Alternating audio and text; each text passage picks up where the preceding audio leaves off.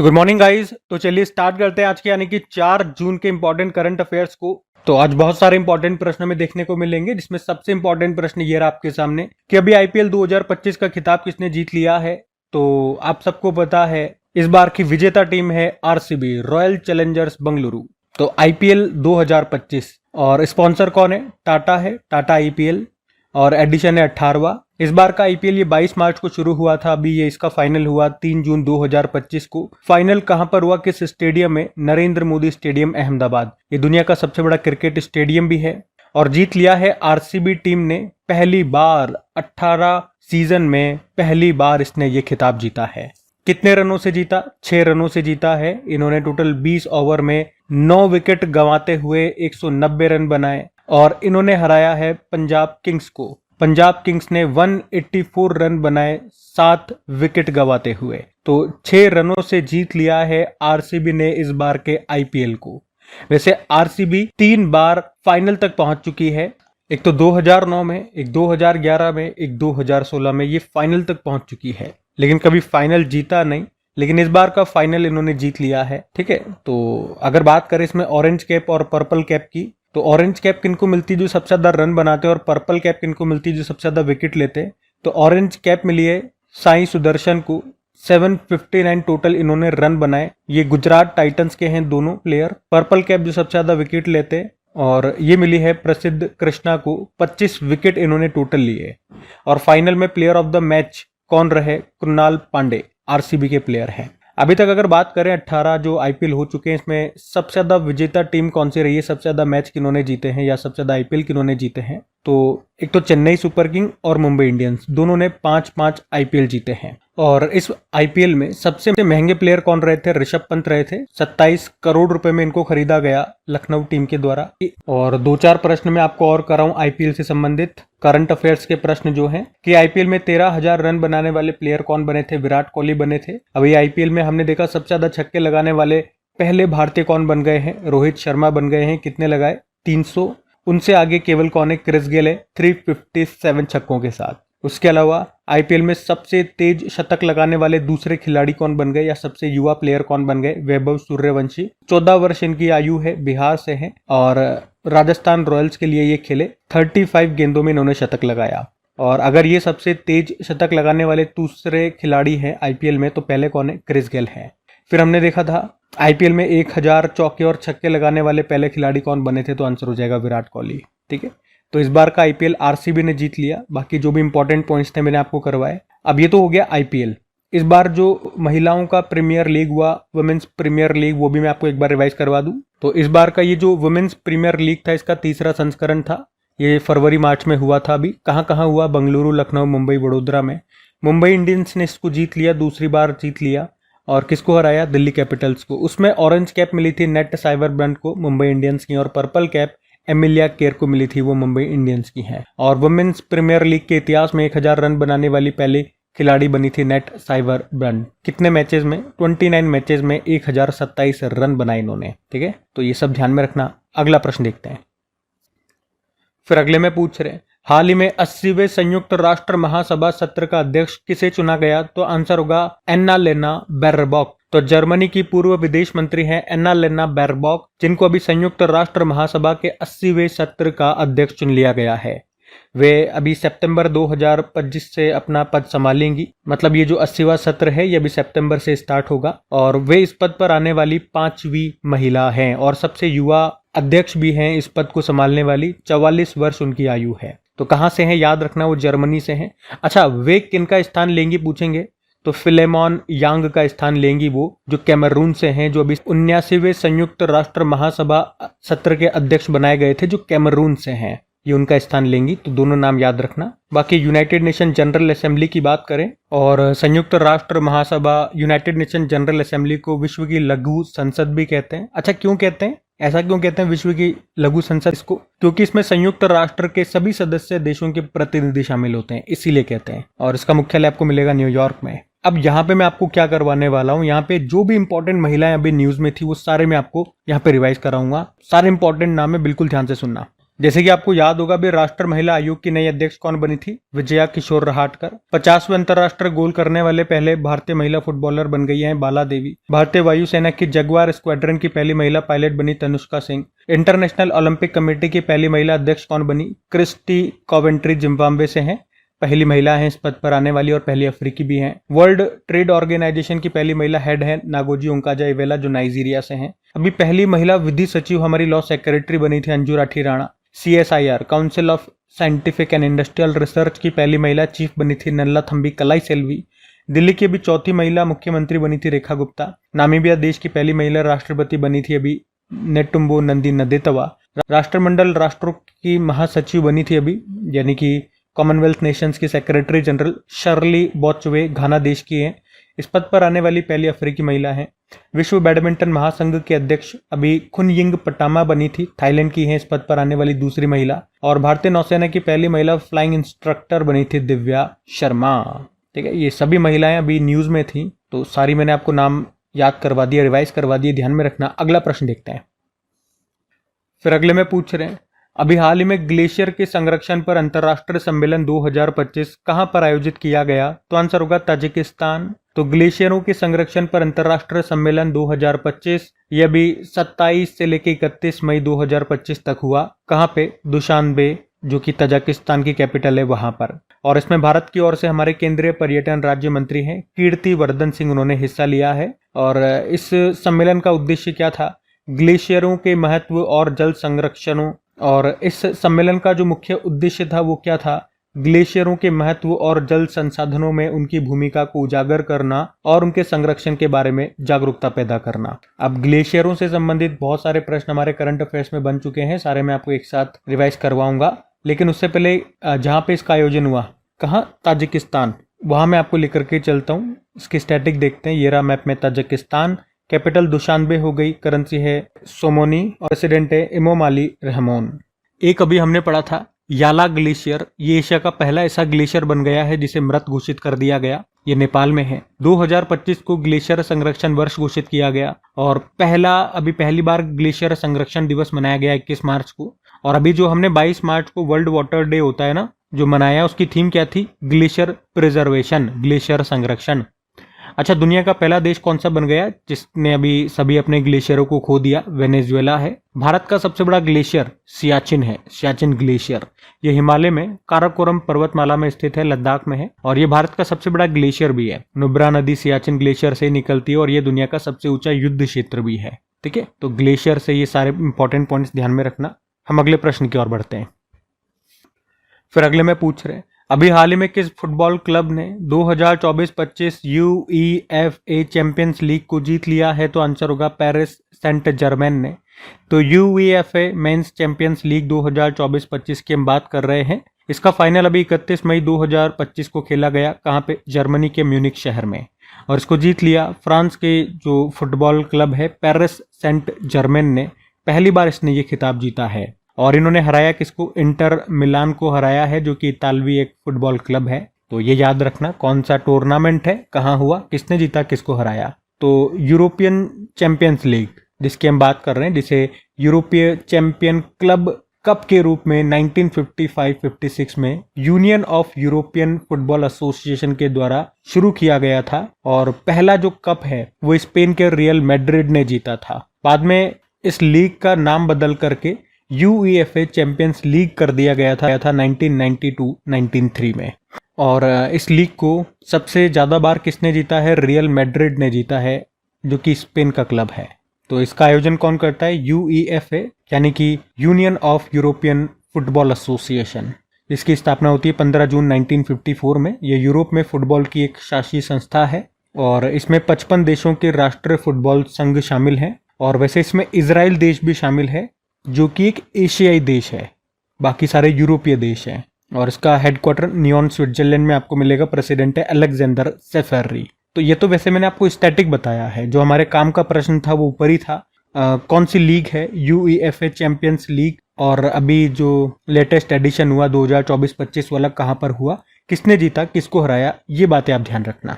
अब फुटबॉल वाला प्रश्न है, चलो कुछ इंपॉर्टेंट फुटबॉल से संबंधित प्रश्न मैं आपको रिवाइज करवाता हूँ। 2025 में फुटबॉल से बनने वाले सारे इंपॉर्टेंट प्रश्न मैं आपको रिवाइज कराऊंगा। एक तो याद होगा अभी 78 नंबर की संतोष ट्रॉफी 2024-25 को जीता पश्चिम बंगाल ने केरल को हराया। अमेरिका का जो सर्वोच्च नागरिक सम्मान है जिसे कहते हैं the presidential medal of freedom, पहली बार किसी पुरुष फुटबॉलर को दिया गया, लियोनेल मेसी को, अर्जेंटीना से है। स्पेनिश सुपर कप खिताब जो भी सऊदी अरब में हुआ था उसको एफसी बार्सिलोना ने जीत लिया, रियल मैड्रिड को हराया। 2024-25 सत्र का छठा इंडियन सुपर लीग शील्ड खिताब जीता, यह भी कोलकाता में हुआ था, मोहन बागान सुपर जायंट ने जीत लिया उड़ीसा फुटबॉल क्लब को हरा के। दूसरा पिंक लेडीज कप 2025 फुटबॉल प्रतियोगिता जो यूएई में हुई थी उसको साउथ कोरिया ने जीत लिया रशिया को हरा के। 11वां इंडियन सुपर लीग 2024-25 जो खिताब है, लीग है, उसको मोहन बागान सुपर जायंट ने जीत लिया जो कोलकाता का है, बंगलुरु फुटबॉल क्लब को हरा के। 5वां कलिंगा सुपर कप 2025 को जीता गोवा फुटबॉल क्लब ने जमशेदपुर फुटबॉल क्लब को हरा के। और अभी जो यूईएफए यूरोपा लीग फाइनल 2025 हुआ था स्पेन में, उसको टॉटेनहम हॉटस्पर ने जीत लिया, मैनचेस्टर यूनाइटेड को हराया था। ला लीगा 2025 एफसी बार्सिलोना ने जीता, एस्पेनॉल फुटबॉल क्लब को हराया। बाकी ये शीट भी मैंने आपको हमेशा बताई है। फीफा वर्ल्ड कप वुमेन्स की बात करें जो अगला होगा 10वां संस्करण 2027 में होगा ब्राजील में, ये प्रश्न एक बार एग्जाम में आ गया, ध्यान रखना। वहीं मेंस वाला हम बात करें अगला जो एडिशन है 23वां है 2026 में होगा, 3 देशों में, कनाडा, मेक्सिको और अमेरिका में। देखो फुटबॉल को रेगुलेट करने वाली जो बॉडी है वो कौन सी है, वो फीफा है। इसके स्टैटिक देखें, स्थापना 1904 में होती है, हेडक्वार्टर ज्यूरिख स्विट्जरलैंड, प्रेसिडेंट है ज्ञानी इन्फेनिटो। कुछ कप्स एंड ट्रॉफीज की बात करें, Rovers Cup, Santosh Trophy, Subroto Cup, Durand Cup, Ashutosh Cup, Merdeka Cup, Nehru Cup, इन सब का संबंध है फुटबॉल से, तो ध्यान रखना ये सब पॉइंट्स। अगला प्रश्न देखते हैं।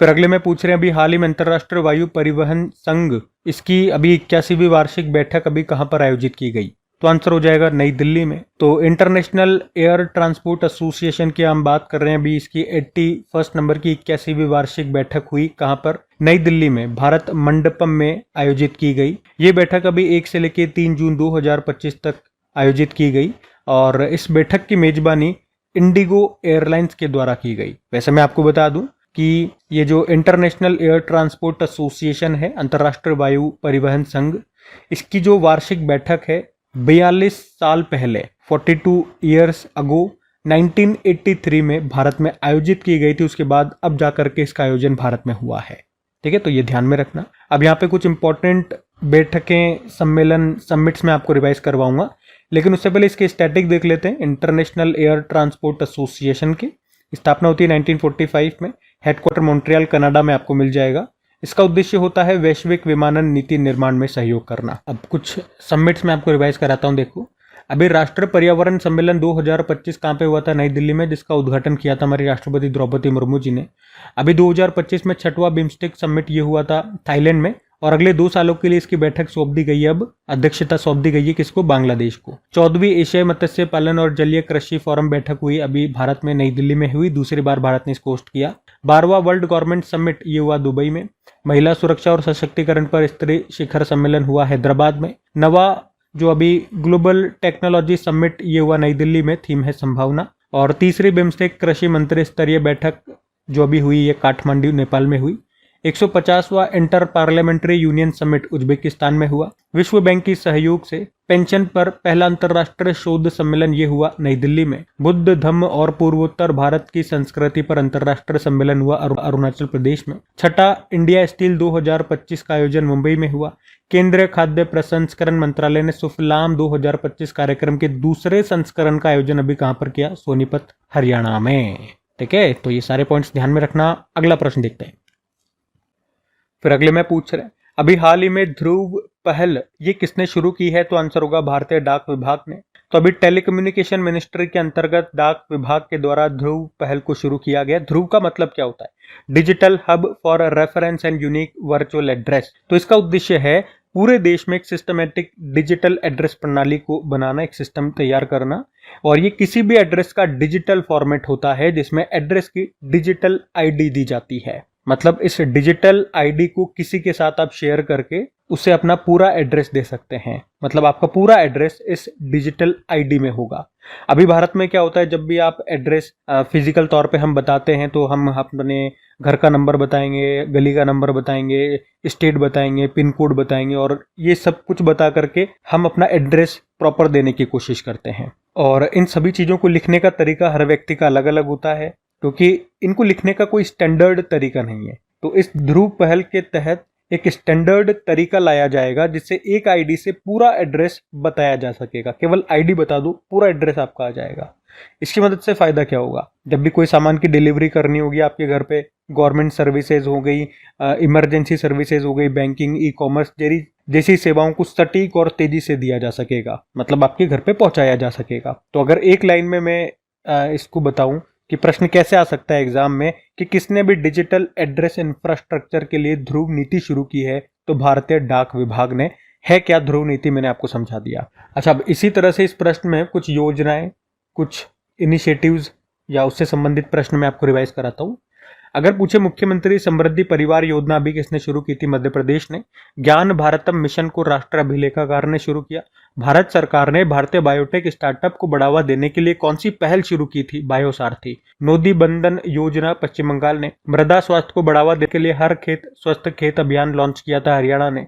और दिल्ली आयुष्मान भारत प्रधानमंत्री जन आरोग्य योजना को लागू करने वाला 35वां राज्य अभी कौन सा बना था। उसके अलावा दिल्ली आयुष्मान भारत प्रधानमंत्री जन आरोग्य योजना को लागू करने वाला 35वां राज्य केंद्र शासित प्रदेश बन गया। अब केवल पश्चिम बंगाल बन गया है इस योजना को लागू करने के मामले में। ये योजना याद रखना, ये जो आयुष्मान भारत प्रधानमंत्री जन आरोग्य योजना है, कब और कहां से शुरू होती है, 23 सितंबर 2018 को रांची झारखंड से। मुख्यमंत्री महिला उद्यमिता अभियान असम ने शुरू किया। शून्य गरीबी P4 नीति को आंध्र प्रदेश ने शुरू किया है, जिसका उद्देश्य है 2024 तक राज्य में गरीबी खत्म करना। वैसे इसी से याद आएगा, शून्य गरीबी योजना का नाम बदल के अभी उत्तर प्रदेश ने BR अम्बेडकर जी के नाम पे रखा। गोवर्धन योजना ये शुरू हुई थी 2018 में, और इसकी फुल फॉर्म जरूर ध्यान रख लेना, galvanising organic bio agro resources धन। पिंक ई रिक्शा योजना महाराष्ट्र में शुरू हुई और महिला संवाद अभियान बिहार में। ठीक है, ध्यान रखना, ये सभी करंट अफेयर्स की योजनाओं से संबंधित प्रश्न मैंने आपको रिवाइज कराए। अगला प्रश्न देखते हैं।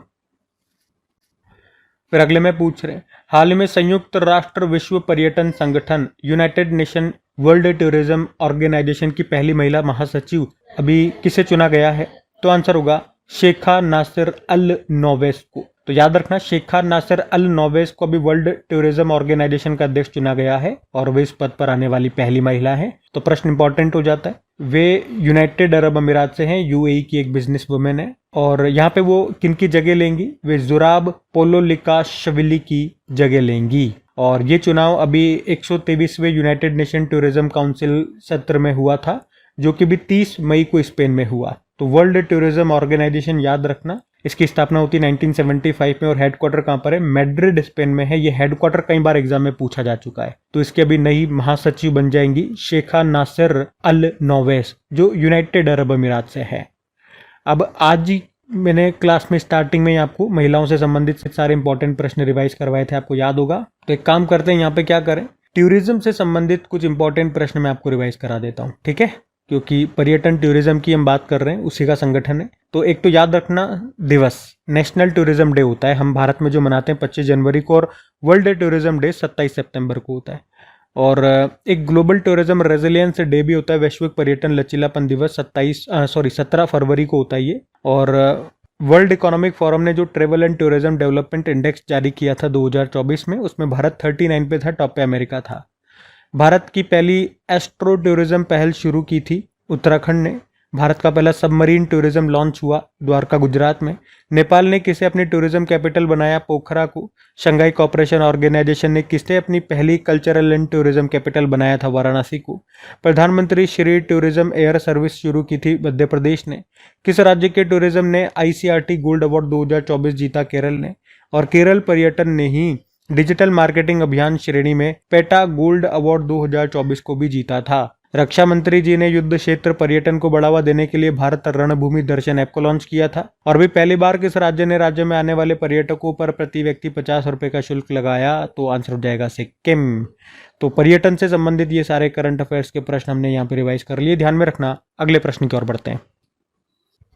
फिर अगले में पूछ रहे, अभी हाल ही में किस देश ने रूस पर ऑपरेशन वेब स्पाइडर के तहत हमला कर दिया। हाँ भैया, रशिया पर हमला हो गया। बताओ किसने करा होगा। तो ये साजिश की है, ये हमला किया है यूक्रेन ने। अब देखो रिजल्ट क्या होता है इसका, बहुत जल्द हमें देखने को मिल जाएगा, आपको सबको पता है। लेकिन कर दिया तो कर दिया किसने, यूक्रेन ने। अभी यूक्रेन ने रशिया पर गुप्त ड्रोन हमला करते हुए ऑपरेशन स्पाइडर वेब शुरू किया। यह इस ऑपरेशन के तहत उन्होंने हमला कर दिया, एक तरह का ड्रोन हमला था। इस ऑपरेशन के तहत यूक्रेन ने रशिया के 5 एयरबेस को निशाना बनाया। इस ऑपरेशन का उद्देश्य था इन एयरबेसों पर हमला करके रूसी वायुसेना की लंबी दूरी के विमान परिसंपत्तियों को निष्क्रिय करना, उन्हें समाप्त करना, खत्म करना। ये ड्रोन्स के द्वारा ये हमला किया गया। अब मैं आपको पहले मैप में दिखाता हूँ। ये रहा यूक्रेन, कैपिटल इसकी कीव होती है, करेंसी है रिवेनिया, प्रेसिडेंट है व्लादिमीर ज़ेलेंस्की। आपको यूक्रेन से याद आएगा, कुछ समय पहले आग उगलने वाला हथियार के बारे में हमने पढ़ा था, dragon drone.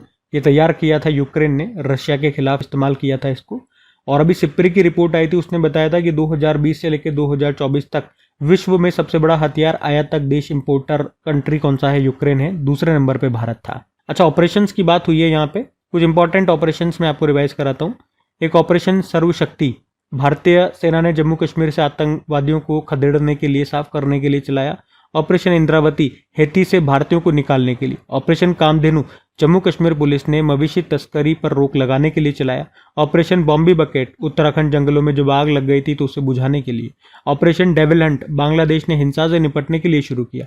Operation Brahma Myanmar में अभी भूकंप आया था तो उन पीड़ितों की मदद के लिए चलाया। ऑपरेशन टिक्का जम्मू कश्मीर के पहलगाम में जो आतंकी हमला हुआ था तो घुसपैठ को रोकने के लिए हमने शुरू किया था, भारतीय सेना ने हमारी। उसके अलावा ऑपरेशन हॉक सीबीआई ने ये चलाया था, ऑनलाइन बाल यौन शोषण नेटवर्क को ध्वस्त करने के लिए। ऑपरेशन सिंदूर पाकिस्तान और पीओके में 9 आतंकवादी ठिकानों पर हमने हमला करके उनको ध्वस्त कर दिया। ऑपरेशन अभ्यास सिविल डिफेंस मॉक ड्रिल अभ्यास था, बेंगलुरु में शुरू हुआ था। और ऑपरेशन केल्लर अभी दक्षिण कश्मीर में शोपिया में केल्लर के घने जंगलों में आतंकवादी विरोधी अभियान था। ऑपरेशन संकल्प सुरक्षा बलों ने छत्तीसगढ़ के बीजापुर जिले में इस ऑपरेशन के तहत 22 नक्सलियों को मार गिराया था। एक ऑपरेशन चक्र भी आया था, अभी सीबीआई ने चलाया था वो भी, जो फर्जी सिम का फ्रॉड होता है उसको रोकने के लिए। ठीक है, तो ये भी ध्यान में रखना। अगला प्रश्न देखते हैं। फिर अगले में पूछ रहे, एयरपोर्ट काउंसिल इंटरनेशनल एशिया प्रशांत और मध्य पूर्व की 2024 एयर कनेक्टिविटी रैंकिंग में शामिल भारत का एकमात्र हवाई अड्डा कौन सा है? तो आंसर होगा इंदिरा गांधी इंटरनेशनल एयरपोर्ट। तो अभी एयरपोर्ट काउंसिल इंटरनेशनल के द्वारा जारी एयर मेमोरियल रैंकिंग 2024 में एशिया प्रशांत और मध्य पूर्व के टॉप 10 हवाई अड्डों में एकमात्र भारतीय हवाई अड्डा ये शामिल हो गया है। कौन सा? दिल्ली का इंदिरा गांधी इंटरनेशनल एयरपोर्ट। बाकी इसमें अगर टॉप 3 में आपको बताऊं तो टॉप पर दुबई इंटरनेशनल एयरपोर्ट है, दूसरे पे चाइना का शंघाई इंटरनेशनल एयरपोर्ट है और तीसरे पे कतर दोहा में जो हमद इंटरनेशनल एयरपोर्ट है वो है। और एयरपोर्ट काउंसिल इंटरनेशनल की स्टैटिक की बात करें, स्थापना होती है 1991 में। हेडक्वार्टर मॉन्ट्रियल कनाडा में हो गया और डायरेक्टर जनरल है जस्टिन एर्बाकी। अच्छा, कुछ एयरपोर्ट्स हम और रिवाइज करें, जैसे कि अयोध्या एयरपोर्ट न्यूज में था क्योंकि अब इसका नाम बदल के महर्षि वाल्मीकि जी के नाम पे कर दिया। मोपा एयरपोर्ट गोवा का है, उसका भी नाम बदल के मनोहर पारिकर जी के नाम पे करा। वीर सावरकर एयरपोर्ट जो अंडमान निकोबार की कैपिटल पोर्ट ब्लेयर में है, अच्छा, पोर्ट ब्लेयर का नाम बदल के श्री विजयपुरम कर दिया। चंडीगढ़ एयरपोर्ट का नाम शहीद भगत सिंह जी के नाम पे कर दिया। सुभाष चंद्र बोस एयरपोर्ट कोलकाता में है। लाल बहादुर शास्त्री एयरपोर्ट वाराणसी में, जेवर एयरपोर्ट नोएडा, बाबा साहब अम्बेडकर एयरपोर्ट नागपुर, केम्पेगौड़ा एयरपोर्ट बंगलुरु, चौधरी चरण सिंह एयरपोर्ट लखनऊ में और पुणे एयरपोर्ट का नाम जगत गुरु संत श्रेष्ठ तुकाराम महाराज के नाम पे कर दिया गया। ठीक है, ध्यान रखना ये सब। अगला प्रश्न देखते हैं। फिर अगले में पूछ रहे, अभी हाल ही में एशियन डेवलपमेंट बैंक ने भारत के शहरी विकास को बढ़ावा देने के लिए अभी कितने बिलियन डॉलर देने की घोषणा की है? तो आंसर होगा 10 बिलियन डॉलर। तो अभी एशियन डेवलपमेंट बैंक ने भारत में शहरी विकास को बढ़ावा देने के लिए 10 बिलियन डॉलर देने की अभी घोषणा की है। अभी एशियन डेवलपमेंट बैंक के जो नए अध्यक्ष बने थे मसातो कांडा, अभी उन्होंने 31 मई 2025 को नई दिल्ली में प्रधानमंत्री नरेंद्र मोदी से मुलाकात की और उसी के बाद ये घोषणा की है। एशियन डेवलपमेंट बैंक की बात करें, इसकी स्थापना हुई थी 1966 में और 1986 में पहली बार इसने भारत को ऋण दिया था और इसका हेडक्वार्टर मनीला फिलीपींस में हो गया। हेड है मसातो कांडा। टोटल मेंबर कंट्रीज 69 है, 69 नंबर का बना था लेटेस्ट इजराइल। और आपको याद होगा अभी इसी साल मई में एशियन डेवलपमेंट बैंक की 58 नंबर की अभी बैठक हुई थी, बोर्ड ऑफ गवर्नर्स की जो बैठक होती है, कहाँ? मिलान इटली में, जिसमें भारत की तरफ से हमारी वित्त मंत्री निर्मला सीतारमण जी ने इसमें भारत को रिप्रेजेंट किया था। ठीक है, बाकी ये थी आज की हमारी करंट अफेयर्स की क्लास। कमेंट करके जरूर बताइएगा सेशन आपको कैसा लगा। अच्छा लगा हो तो प्लीज इसे सपोर्ट जरूर कीजिएगा, अपने दोस्तों के साथ में स्टडी ग्रुप में शेयर जरूर करना। वीडियो को लाइक नहीं करा तो लाइक कर देना। बाकी आपकी प्रैक्टिस के लिए डेली इसकी क्विज बनाई जाती है। कहाँ पर मिलेगी क्विज, कहाँ पे आप प्रैक्टिस कर सकते हैं, टेस्ट लगा सकते हैं? अपनी क्रिक एग्जाम एप्लीकेशन पे, जिसका लिंक नीचे डिस्क्रिप्शन बॉक्स में गिवन है। या डायरेक्ट उसे गूगल प्ले स्टोर से आप इंस्टॉल कर सकते हैं। बाकी चलो अभी कल के करंट अफेयर्स का हम क्विक रिवीजन कर लेते हैं और सेशन एंड करते हैं। तो कल पहला प्रश्न आपसे पूछा था, भारतीय उद्योग परिसंघ के अध्यक्ष कौन बने हैं? राजीव मेमानी। फिर पूछा, पुर्तगाल के अभी प्रधानमंत्री कौन बन गए? फिर से लुइस मोंटेनेग्रो। हेनरिक क्लासेन ने अंतरराष्ट्रीय क्रिकेट से संन्यास ले लिया, वे किस देश के खिलाड़ी है? South Africa. और बुक आई है द टेस्ट क्रिकेट हिस्ट्री, इसको लिखा है टिम विगमोर ने। विश्व साइकिल दिवस मनाया गया 3 जून को। आईपीएल में 300 छक्के लगाने वाले पहले भारतीय बने थे रोहित शर्मा। वाल्मीकि थापर का निधन हो गया, वे थे बाघ संरक्षणकर्ता। और यूनियन बैंक ऑफ इंडिया के एमडी सीईओ बन गए Ashish Pandey. Global annual to decadal climate update report अभी जारी की है वर्ल्ड मेटेरोलॉजिकल ऑर्गेनाइजेशन ने। और आखिरी प्रश्न था, पीएम मोदी ने घाटमपुर ताप विद्युत परियोजना का उद्घाटन कहां पर किया? किस राज्य में? तो आंसर होगा उत्तर प्रदेश। चलो कल का भी होमवर्क प्रश्न देखते हैं और सेशन एंड करते हैं। तो कल आपसे पूछा था, देश का पहला पूर्ण डिजिटल साक्षर राज्य कौन सा बन गया? तो सही उत्तर हो जाएगा केरल। आप सभी ने प्रश्न का बिल्कुल सही उत्तर दिया। अब यह आज का आपका होमवर्क प्रश्न।